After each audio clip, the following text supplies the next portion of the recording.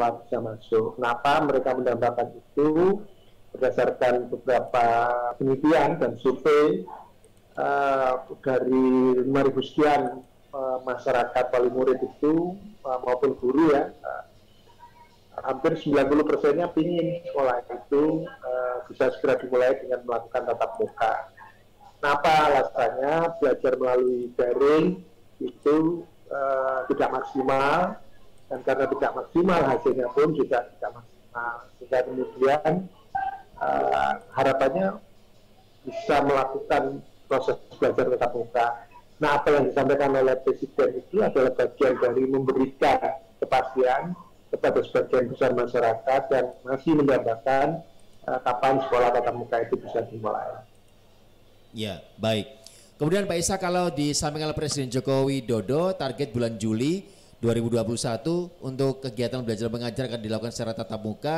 Pak Isa menangkapnya dari orang tua wali murid sendiri sejauh ini, apakah mereka sudah dirasa cukup siap atau masih ada rasa kekhawatiran Pak di antara mereka? Saya kira gini, kekhawatiran selalu ada ya. Tapi kan sudah setahun yang lalu kita sudah menegaskan hidup damai kan. Ya. Yeah. Artinya begini, melawan COVID itu juga nggak mungkin ya kan. Nah, apa yang harus kita lakukan? Bagaimana kemudian kita bisa survive tapi juga tidak terkena penyakit, itu yang menjadi penting. Sehingga kemudian bagaimana kita hidup damai ya kan, dengan COVID dan seperti itu. Nah, jalan tengahnya apa? Jalan tengahnya sebetulnya sekolah masuk tapi menerapkan protokol kesehatan. Nah, saya kira itu sebagai bagian dari jalan tengah agar proses belajar mengajar kita bisa berjalan dengan maksimal kan. Tapi kan di tengah perjalanan ternyata masih ada sebagian wali murid yang belum menginginkan itu. Nah, dalam upaya untuk memastikan itu kan sudah dimulai kan, ada vaksinasi, kemudian siapa yang divaksinasi kan, yang ditamakan kalau dunia pendidikan yang ditamakan guru. Nah, ini kan sebetulnya bagian untuk memastikan bahwa sekolah itu sehat. Di sekolah itu diupayakan tidak terjadi apa yang disebut dengan klaster pendidikan. Ya, yang dilakukan adalah melakukan vaksinasi kepada semua guru, dipastikan semua guru yang melakukan proses belajar mengajar nanti dalam keadaan sehat. Yang misalkan belum sehat ya masih dirumahkan kan, seperti itu. Sehingga menurut saya pertimbangan bulan Juli sebagai awal tatap muka itu kalau dihitung dengan jumlah guru ya kan, seluruh Indonesia misalkan 5 juta guru, saya kira itu bisa tercover kan, kalau ya datanya kan sudah tercover. Iya, iya, baik. Kemudian Pak Isa, ada yang beranggapan bahwa proses belajar mengajar secara tatap muka ini merupakan hal yang sedikit dipaksakan karena adanya atau program vaksinasi yang dilakukan oleh pemerintah. Ada tahap kedua dan juga ada tahap pertama dan juga kedua. Sementara yang divaksinasikan ini yang diprioritaskan tenaga medis, kemudian lansia dan juga tenaga pengajar. Sementara untuk aspek anak-anaknya kan tidak tervaksinasi. Apakah hal ini bisa cukup dimaklumi Pak Isa? Iya, ini kan ada gini, di tengah keterbatasan ya kan, tentu pemerintah harus memilih prioritas yang strategis ya kan. Nah, prioritas yang strategis itu seperti apa? Nah, pendidikan menjadi problem kan, menjadi sesuatu yang strategis, tapi selama ini menjadi pilihan yang kedua. Orang lebih fokus pada kesehatan, kemudian setelah itu mal boleh dibuka, ya kan, dan sebagainya boleh dibuka. Tapi sekolah tidak boleh dibuka dengan alasan masih banyak orang tua khawatir. Nah, dalam rangka memilih itu, hal strategis ini kan mesti harus diutamakan. Maka yang dilakukan adalah kemudian guru, ya kan, guru dan murid lah.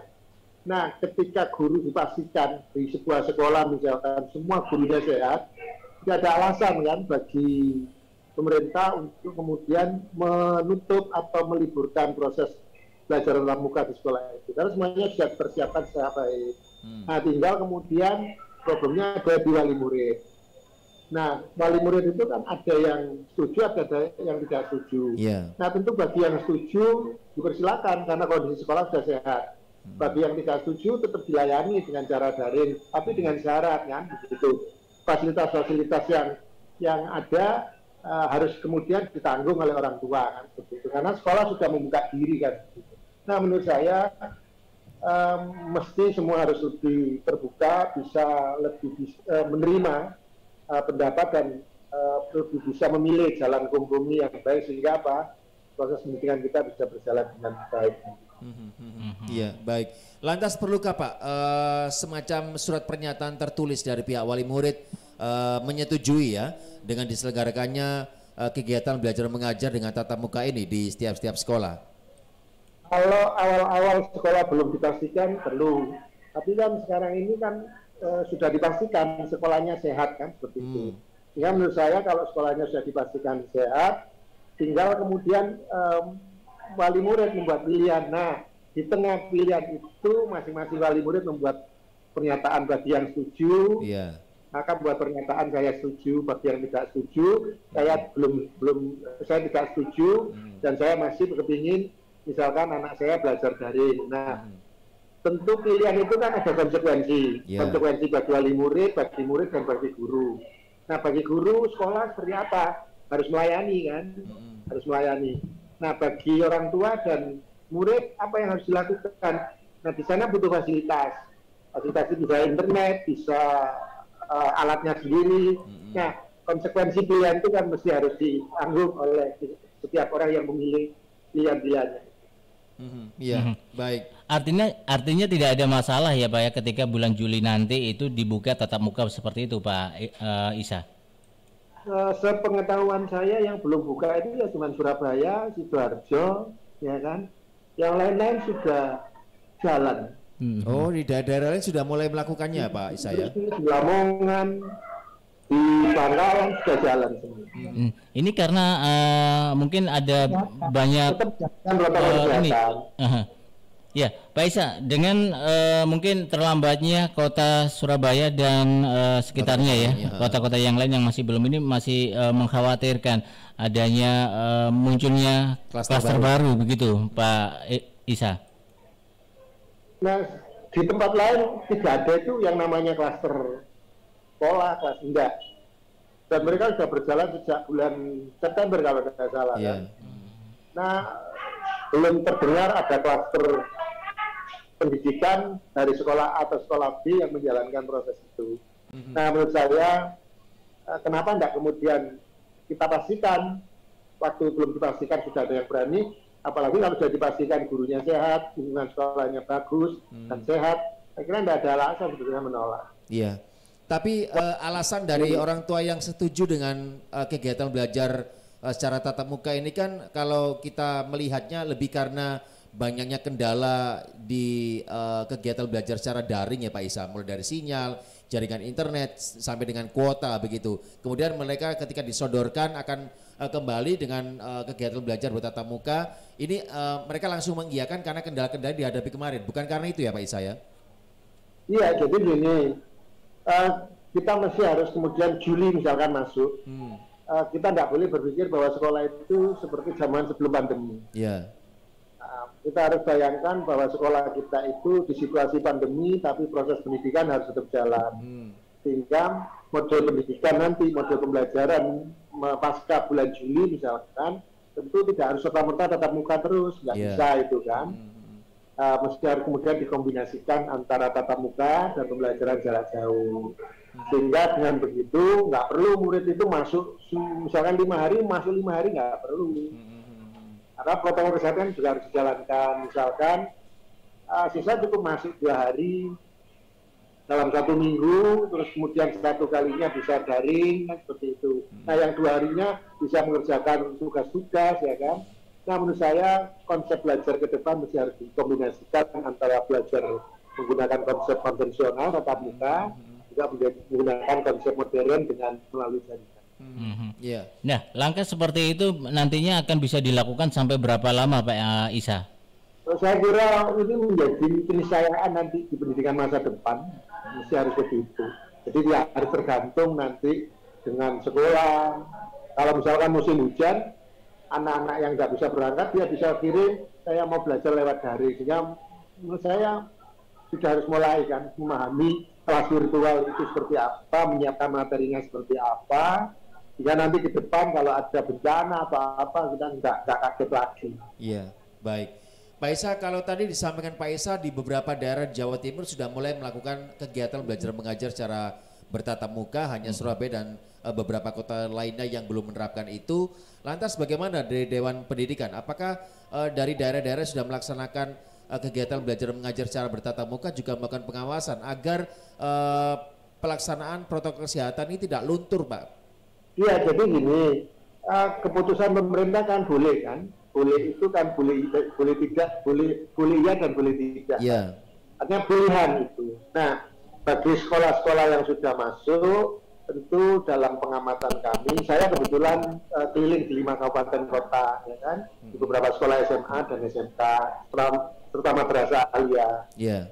Rata-rata meski mereka masuk, protokol kesehatan dijalankan dengan baik. Protokol kesehatannya misalkan apa, yang masuk sekolah cukup 50%, misalkan biasanya jumlahnya 25, yang masuk cuma 12 orang kan gitu. Dan itu besoknya lagi baru ganti kelas urutan selanjutnya. Nah, yang kedua, protokol kesehatan itu pakai masker, ada tempat cuci tangan dan sebagainya. Sekolah sudah menyediakan, bahkan beberapa sekolah SMK menciptakan itu.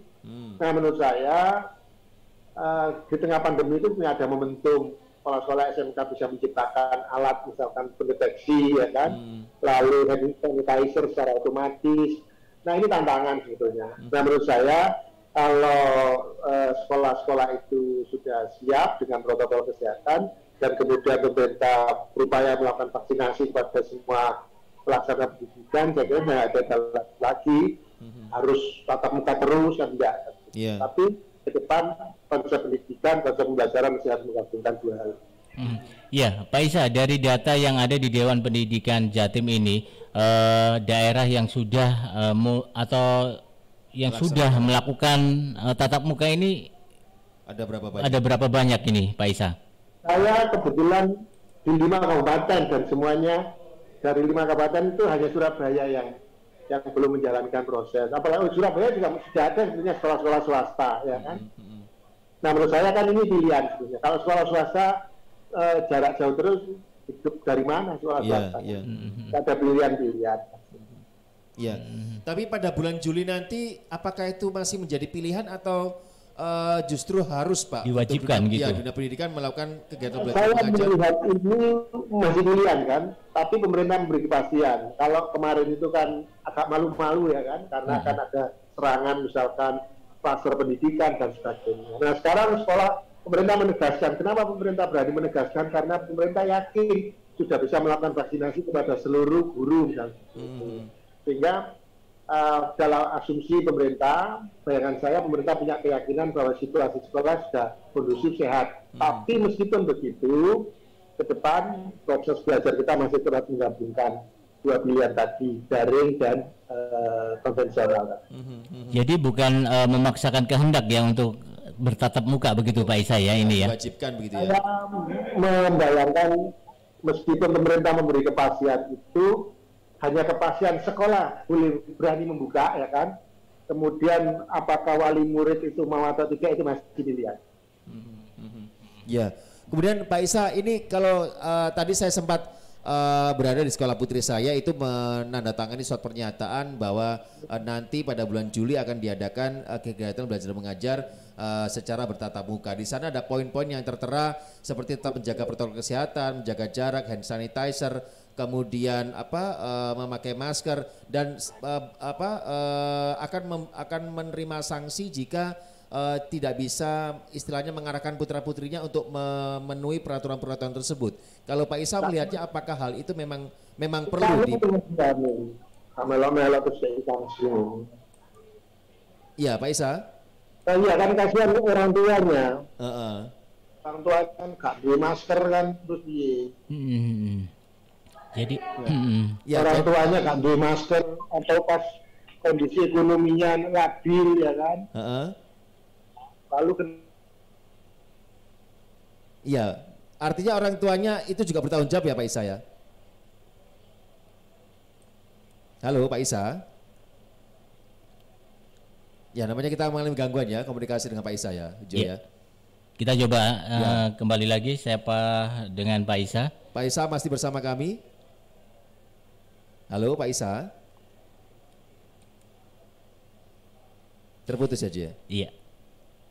Ya, Rizky, memang ini ya, kalau kita melihat dari yang sudah terjadi ini ya Rizky ya, seperti halnya fenomena yang sekarang ini persiapan untuk melakukan tatap muka ini Dewan Pendidikan Jawa Timur menyetujui, artinya berupaya ya untuk bisa meyakinkan kepada masyarakat bahwa ya sudah waktunya kita itu untuk belajar tatap muka. Bukan merupakan kewajiban Jo ya.